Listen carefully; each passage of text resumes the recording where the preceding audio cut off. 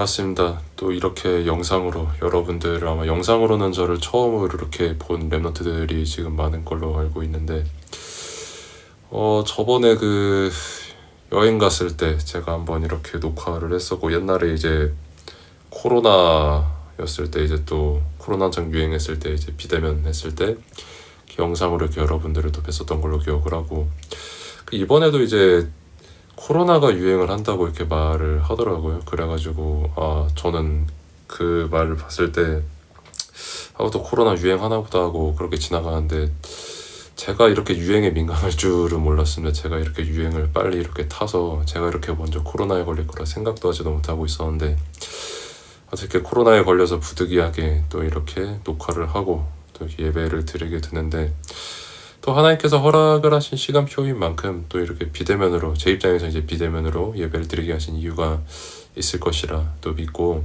또 이제 여러분들도 이제 함께 오늘도 말씀 보면서 최고 은혜와 답과 힘없고 성령 충만한 시간 되기를 축복합니다. 함께 여러분들이 출애굽기 3장 1절에서 20절의 말씀을 본문의 말씀을 조금 길게 읽었을 거예요. 그래서 오늘의 제목은 이제 왜 노예로 갔을까요? 라는 말씀을 우리가 함께 보게 됐는데 일단 노예가 뭐냐면 여러 가지로 이렇게 정의를 내릴 수가 있겠지만은 한마디로 하면은 이제 자기 의지를 존중을 받을 수가 없어요. 그러니까 나는 저 주인님이 싫어요. 다른 사람의 노예가 될래요라고 말할 수가 없고요. 일단 네가 주인을 선택을 하는 게 아니라 이제 주인이 이제 너를 선택을 하는 게 이제 노예다. 이렇게 보면 되겠죠. 그러다 보니까 자연스럽게 뭐가 없냐면 재산이 없어요. 그러니까 아무리 노예로서 이렇게 많은 재산을 가지고 열심히 으쌰으쌰 노력을 해가지고 막 돈을 모아도 그 주인이 누구냐에 따라서 그 재산이 전혀 보장받지 못하고 아주 착한 주인을 만나면은 그래 네가 노력을 잘 했으니까 그걸로 조금 잘 해봐라라고 할 수도 있겠지만은 자기 의지를 존중을 받을 수가 없는데 당연히 자기 재산도 보장을 받을 수가 없다. 그래서 한마디로 노예는 아무런 내가 어떤 가질 수 있는 것도 시간도 포함이 되고 또 공간도 포함이 되고 재산도 포함이 되겠죠. 그러니까 자기 게 없는 사람이 이제 노예죠. 그러니까 자기 자신을 상실한 상태로 살 수밖에 없는 게 이제 노예다 이렇게 볼 수가 있고 그럼 이제 사실 노예는 단어가 쉬운 단어니까 여러분들도 노예가 대충 뭔지는 알 거예요. 그러면 이제 누가 노예냐라고 했을 때 이게 문제인데 오늘 말씀을 통해서 이스라엘 백성들의 노예다 이런 부분들을 함께 보겠지만은 사실 하나님 떠난 모든 사람이 노예입니다. 하나님 떠난 모든 사람들이 사실 사탄의 노예이고 죄의 노예이고 또 율법을 지켜야 구원을 얻다 보니까 이제 율법의 노예가 되어 있는 게 이제 사람이죠. 세상 미디어에서는 이제 갑은 노예가 아니고 을은 노예다. 즉 돈을 많이 가지고 힘을 많이 가지고 여러 가지 좋은 것을 많이 가진 사람은 노예가 아니고 이제 가진 거 없고 힘도 없으면 조금 인물도 못나면 이제 노예다. 이렇게 세상은 가르치지만 성경에서는 그거 상관없이 다 사탄의 노예, 죄의 노예다라고 합니다. 그리고 사람이 내가 쟤보다 잘나서 난 노예가 아니다라고 하는 그 생각 자체가 이미 어느 정도 노예인 상태인 것이죠. 내가 쟤보다 잘나서 난 조금 더 나은 사람 이거 자체가 사실 똑같은 사람이라는 거거든요. 아무튼 누가 노예인가라고 했을 때 하나님을 떠난 모든 사람이 일단 노예고 그리고 사람의 말, 어떤 사람의 행동과 그리고 어떤 상황과 문제에 흔들리는 사람을 이제 노예다 이렇게 볼 수가 있습니다. 자기 의지가 있어야 되고 내 것이 있어야 되고 어떤 나의 정체성이 있어야 되는데 아까 말한 것처럼 사람의 말 한마디로만 들으면은 내 의지 내 생각 다 없어져 버리고 좀 자존감이 센 사람은 그냥 쉽게 화나버리고 자존감이 없는 사람은 되게 쉽게 낙담을 해버리거든요. 사람의 말에 따라서 아무것도 아닌 말인데 그러니까 예를 들면은 제가 이제 지금 코로나에 걸렸잖아요. 그러니까 어제 같은 경우는 갑자기 열이 38도 넘게 오르니까 이러다가 진짜 홍익인간 되는 거 아닌가 막 이런 생각도 했었는데 사실 제 친구를 예를 들면은 제가 코로나 걸려가지고 못 나간다고 하니까 이 한심한 놈이라고 첫마디를 저에게 이렇게 말을 해요. 그러면은 남자끼리는 사실 그렇게 인사하는 게 오히려 더 당연한 거거든요. 남자 뭐랄까 조금 나이 30 먹은 좀 남자끼리, 그것도 어렸을 때부터 친했던 사람이, 뭐 사회적으로 친한 사람이 안 그러겠지만은 어렸을 때부터 친한 사람이 아이고 괜찮아 유유하면서, 그럼 난 오히려 그게 징그러울 것 같아요. 한심한 놈 이래야 아 그래 너는 역시 쓰레기군 하면서 서로 이렇게 친분을, 그러니까 친구라는 거구나 이렇게 확인이 되는 거지. 근데 막 뭐 아파하는데 뭐 아유 뭐 괜찮니 힘들지 않니 뭐 갇혀있어서 어떡하니 하는 그 말을 안 해도 나는 아무 상관이 없거든요. 뭐 사람마다 이게 다르겠죠. 필요한 분에게는 내가 그 말을 해드려야겠죠. 근데 중요한 거는 그 말에 흔들릴 수밖에 없는 게 사람이라는 겁니다. 나뿐만 그런 게 아니라 모든 사람이 다 그렇습니다. 사람은 어쩔 수 없이 사람의 말에 영향을 받고요. 또 몸이 아프면 자연스럽게 예민해지고 조금 힘 빠지고 조금 무기력해지고 막 상황을 타는 게 또 사람이고요. 또 문제를 만나면은 그 문제의 생각이 계속 잡히거든요. 한 주 동안 내가 이 어떤 작은 문제 하나 때문에 계속 생각이 거기 가 있는 게 사람이거든요. 뭐 일하는 것도 그렇고 여러분 뭐 공부하는 것도 그렇고 친구 문제도 그렇고 가족 문제도 그렇고 다 그래요. 문제 앞에 일단 멀쩡한 사람 단 한 사람도 없어요. 그 말은 뭐냐? 사실 모든 사람은 일부분 다 노예로서의 기질을 가지고 있고 실제 성경적으로 볼 때는 모든 하나님 떠난 사람은 이미 노예라는 겁니다. 그래서 노예는 내 의지를 이길 수가 없어요. 내가 이거를 하기 싫은데 할 수밖에 없는 무언가에 매인 중독된 상태를 보고 이제 노예다 또 이렇게 볼 수가 있는 거고요. 일단은 성경에서 그리고 실제로 볼 때 사실 모든 사람이 노예이고, 근데 또 이스라엘 백성들 같은 경우는 일단 역사적으로 공식적으로 이제 애굽의 노예가 됐었죠. 이집트에. 그러면은 왜 하나님께서는 노예가 되는 것을 허락을 하셨습니까? 그 사랑의 하나님 전능하신 하나님께서. 사실 노예가 되는 거는 좀 처음부터 예정이 된 일이었어요. 그러니까 뭐 여호와께서 창세기 15장 13절처럼 아브라함에게 처음부터 말씀을 하신 겁니다. 이 자손들, 그러니까 아브라함을 통해서 태어날 뭐 이삭, 뭐 야곱, 요셉, 그리고 이후에 애굽에서 살 백성들 보고 객이 되어서 그러니까 그들을 섬기겠고 그들은 400년 동안 네 자손을 괴롭히니 400년 동안 노예 노릇을 하게 된다 이 뜻이겠죠. 사실 아브라함 때부터 예정된 일이었습니다. 그 말은 처음부터 하나님께서 이스라엘 백성들이 노예가 될 것을 예정을 하고 계셨다는 거겠죠.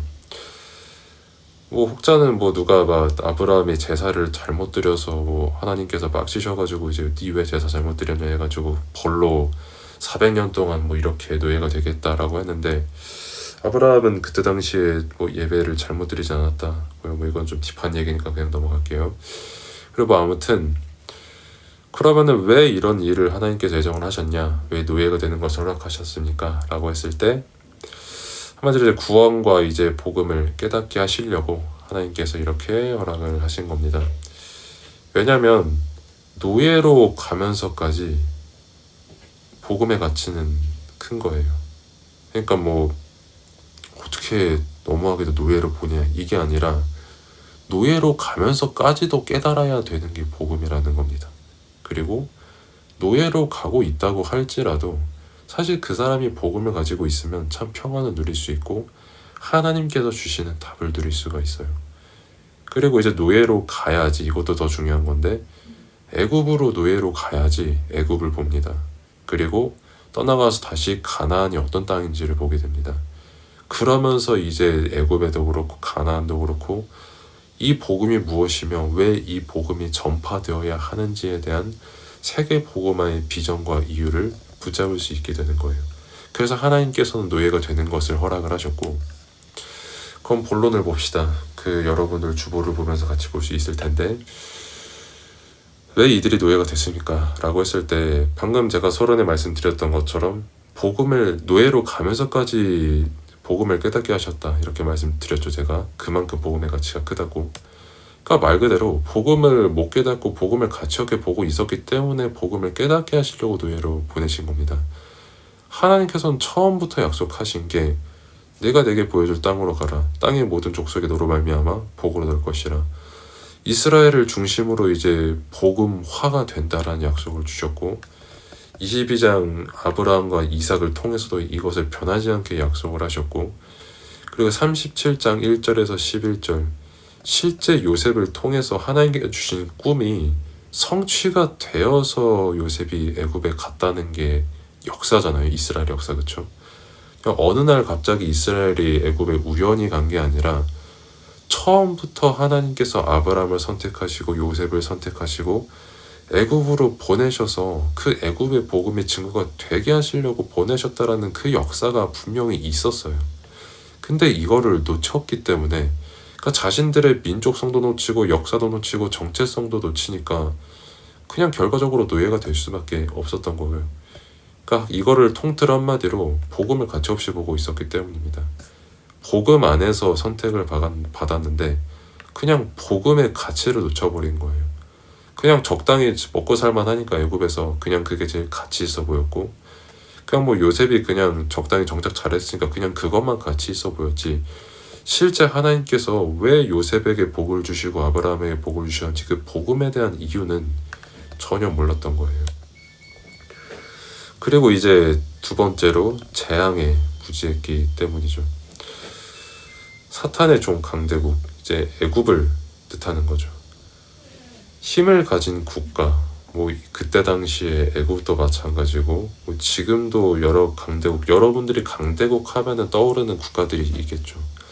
그 국가들도 마찬가지고, 그리고 강대국들의 특징은 힘을 가졌기 때문에 힘으로 다른 나라를 정복했고, 이때 당시에는 애굽이 이스라엘을 정복했던 것처럼 뭐 지금도 강대국이 다른 약속을 정복하는 흐름을 똑같이 가고 있고요.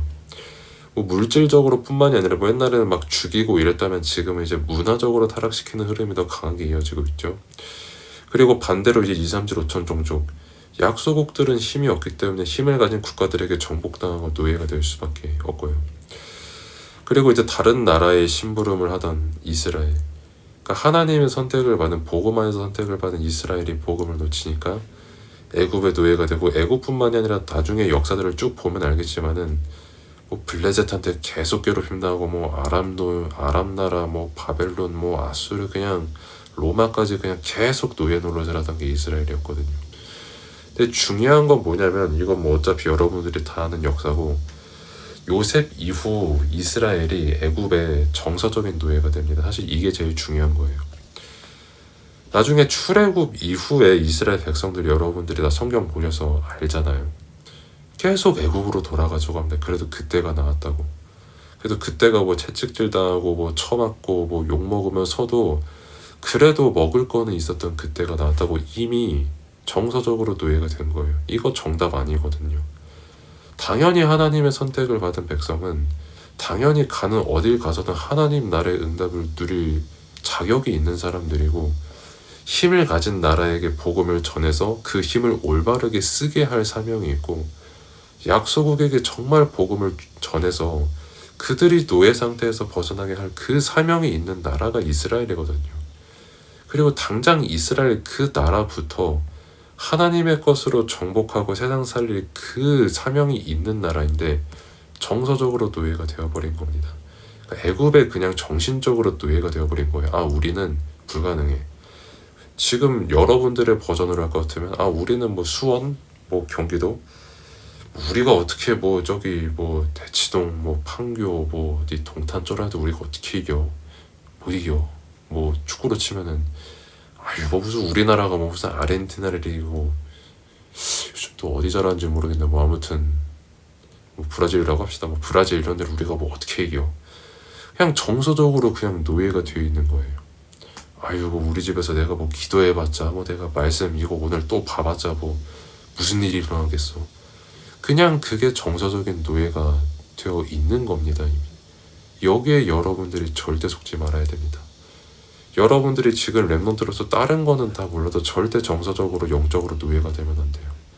아무리 환경이 어렵고 뭐 실력이 다른 애들에 비해 조금 부족해질 수 있어도 절대 여러분들의 랩런트 정신을 잃어버리면 안 됩니다. 여러분들은 하나님의 선택을 받은 사람이고, 2, 3, 7, 5천 종족을 살리기 위해 선택을 받은 사람이고, 그렇게 아무나 받을 수 없는 그 복음의 말씀을 받으면서 여러분들은 영적으로 성장해 나가는 그런 랩런트란 말이에요.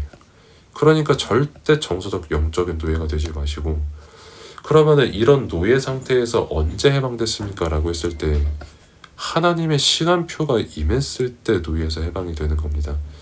우리가 막 뭘 잘해가지고 이게 아니라 하나님의 시간표가 임할 때 노예에서 해방이 되는 거예요. 그래서 아까 처음에 1번 때 본문의 말씀을 봤던 것처럼 내시가 크게 번성할 것이라는 그 응답의 과정 중 하나예요. 400년도. 왜냐하면 400년 동안 하나님께서 그냥 무의미하게 고난만 주신 게 아니라 민족이라는 거를 준비시키셨거든요. 질서도 준비시키시고 250만 명이라는 인구수도 준비시키시고요. 그 사이에서 뭐 지도자, 장로 역할을 할 수 있는 지파의 어떤 그런 분류를 다 해놓은 상태예요. 문화도 형성해 놓은 상태고요. 거기서 이제 딱 출애굽을 하고 가나안을 정복하는 준비를 하나님께서 하셨고 그 시간표가 임했을 때 노예에서 해방되기 시작을 한 겁니다.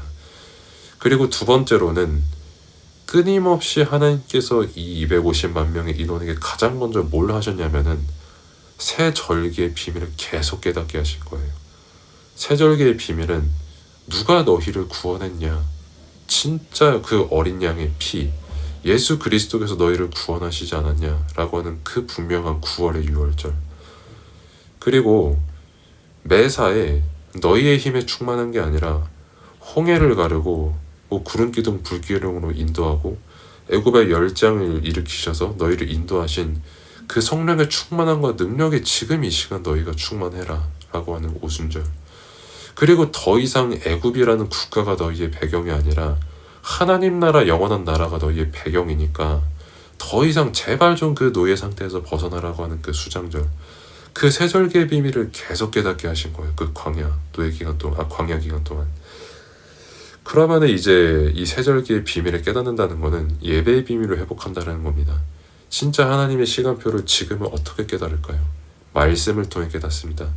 오늘 여러분들이 들은 지금 이 말씀과 강단의 말씀을 통해서 진짜 하나님의 시간표를 말씀을 통해 여러분들이 깨닫게 돼요. 그럼 그 증거가 뭐냐? 여러분들이 가지고 있는 문제 있죠. 여러분들이 처해 있는 상황이 있죠. 또 만남들이 있죠. 거기에 하나님께서 여러분들에게 주시는 말씀이 진짜 답이 되는 겁니다. 아, 내가 진짜 친구와 학교의 노예가 될 이유가 없구나. 하나님께서 허락하신 현장이고 당장에 나는 하나님의 자녀이고 공부를 하는 것도 하나님의 힘, 성령 충만함으로 기도하면서 하는 것이요. 친구를 만나는 것도 왜 제가 저런 말을 할 수밖에 없는지, 쟤도 똑같이 노예 상태이니까 저런 말을 할 수밖에 없는지, 내가 어떻게 저 친구의 말에 답을 줄 수 있는지, 그게 여러분들에게 실제 말씀으로 임할 때 그게 하나님의 시간표를 말씀을 통해서 깨닫는다는 겁니다. 그러면서 이제 구원의 응답을 실제 예배를 통해서 누리며 하나님의 나라가 임하는 응답을 누리고 성령 충만의 응답을 누리는 예배 시간인 것이죠. 그럼 결론으로 여러분들도 사실 무언가의 노예가 되어 있거든요. 나도 마찬가지고요. 사실 복음보다 더 다른 것을 더 중요하게 생각하는 상태가 이미 노예 상태고요. 그게 영적으로. 그리고 지금 예배보다 더 중요하게 생각하는 그 무언가 다 있잖아요. 스스로 통제할 수 없는 거. 나도 진짜 생각 안 하려고 해도 내가 뭔가를 하고 싶고, 예를 들면은 저는 아파서 그런지 모르겠는데 왜인지 모르는데 저는 어제까지만 해도 진짜 바나나의 노예고 진짜 바나나가 그렇게 먹고 싶다고 지금 하나도 안 먹고 싶은데 이유는 모르겠어요. 그냥 정말 식욕의 노예 그 자체였어요. 너무나도 단 게 먹고 싶었고 건강을 챙기고 싶은 아주 못된 심보 속에서 바나나가 딱 떠오르더라고요. 아무튼 그랬는데 그것처럼 내가 통제할 수 없는 무언가, 내가 생각 안 하려고 하고 지금 이 시간도 안 매이려고 하는데 어쩔 수 없이 내 머릿속에 생각나는 뭐 게임이라든지 드라마라든지 뭐 내 연인이라든지 그 무언가들, 그런 부분들이 다 어쩔 수 없이 있어요, 사람이라면. 그리고 왜 내가 이런 무언가의 노예가 되어 있는 상태가 됐냐라고 했을 때 일단 불신자는 근본이 이미 영적으로 노예 상태이고 사단의 노예 상태, 죄의 노예 상태. 그리고 신자, 즉 렘넌트인 여러분 같은 경우는 하나님의 사랑 그리고 복음을 지금 계속 깨닫고 배우는 시간이잖아요. 근데 이것보다 다른 게 더 가치가 크게 여겨진 시간표이기 때문에 그래요. 그래서 이거를 여러분들이 말씀을 통해 계속 배우는 거고, 사탄은 지금도 활동을 하고 있습니다. 여러분들이 예배와 기도와 전도를 놓치게끔 계속해서 활동을 하고 있기 때문에 이런 노예 상태에서 해방되는 길은 오직 그리스도밖에 없습니다. 그리스도만이 끊임없이 사람에게 불신앙을 주는 사탄을 이길 수 있고 죄를 이길 수 있고, 자꾸 스스로에게 노예 근성을 주잖아요. 난 이것밖에 안 돼, 나는 이런 사람이야, 나는 불신자 똑같은 놈이야 이러면서. 그 노예에서 나를 구원하신 6월절 어린 양의 피 그리스도, 그분만이 나를 노예에서 해방되고 나와 만나는 사람을 살리고 현장을 살리는 해방의 길이 됩니다. 그래서 정말 여러분들이 더 이상 무언가의 정서적 노예가 되는 것이 아니라 영적 서밋의 응답을 누리면서 현장 살리고 정복하는 렘넌트의 시간표 되기를 축복합니다. 기도하겠습니다. 하나님 감사합니다. 정말 렘넌트의 시간표, 영적 서밋의 응답을 마음껏 누릴 시간표로 하나님께서 부르셨는데 정말 정복자, 그러면서 남은 자, 남을 자, 남길 자의 응답을 최고로 누리며 정말 렘넌트의 정체성 가지고 노예되어 있는 세상, 사귐에 노예되어 있고 죄와 사탄에 노예되어 있는 그 현장을 살릴 렘넌트로서 현장을 정복하는 응답 지금 이 시간표부터 누릴 수 있도록 하나님께서 은혜를 베푸시고 인도하시고 역사하여 주옵소서. 예수 그리스도의 이름으로 기도드립니다. 아멘. 이제는 우리를 구원하신 우리 구주 예수 그리스도의 은혜와 하나님의 무한하신 사랑하심과 성령님의 내주연도 역사 충만하심이 함께 예배드린 모든 렘넌트 또 교사, 부모 위에, 현장 위에 이제로부터 영원까지 항상 함께 계실지어다. 아멘.